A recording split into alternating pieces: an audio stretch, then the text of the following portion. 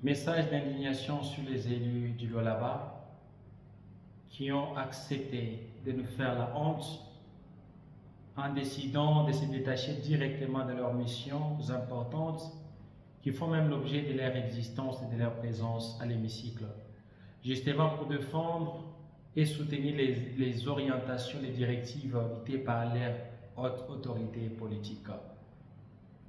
Et donc, c'est avec indignation que nous avons appris la décision du VPM, soutenue et adoptée même par l'Assemblée provinciale du Lualaba, portant suspension sans délai bien déterminé de motions et pétitions sur l'exécutif provincial. Bien que cette décision soit sans motif bien valable et bien convaincant. Et donc nous dénonçons que cette décision est illégale et non fondée, et son application ne devrait pas concerner toutes les provinces de la RDC, si seulement certaines provinces qui sont placées sous état de siège. Et donc, fort est de constater que cette décision viole intentionnellement la Constitution et porte atteinte à la décentralisation, alors que la Constitution interdit cette ingérence.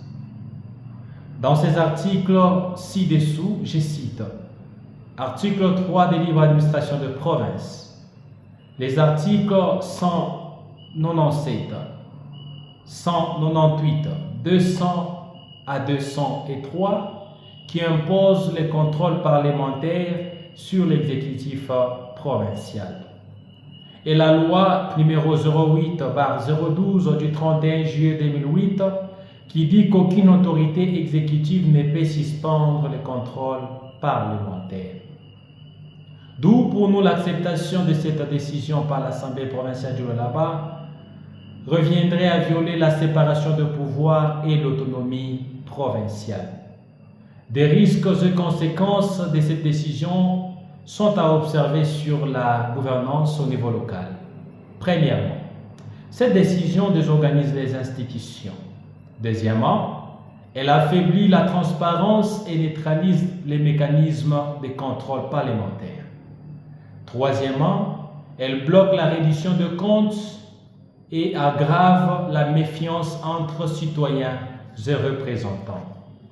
Quatrièmement, elle installe un désordre institutionnel bien ordonné où l'exécutif échappe à toute responsabilité politique.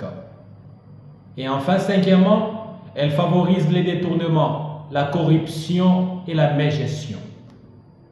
Notre devoir citoyen est motivé par la Constitution qui nous reconnaît 1. La liberté des manifestations à son article 23. 2. Le droit des pétitions à son article 26.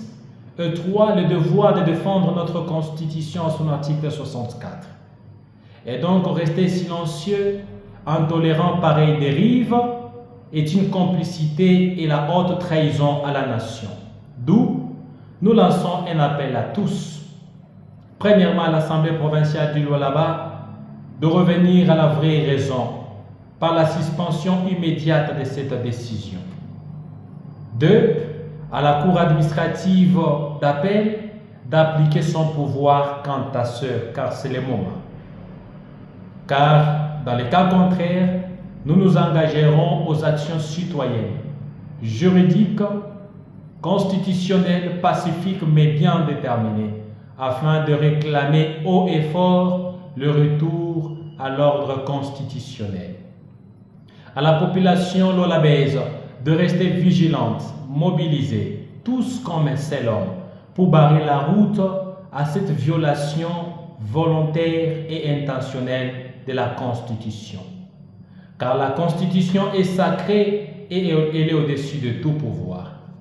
Le Lualaba ne reculera jamais. La RDC ne reculera jamais. Debout Lualabé, unis par le sort, unis dans le fort pour défendre notre dignité, défendre la dignité du Congo. Je vous remercie.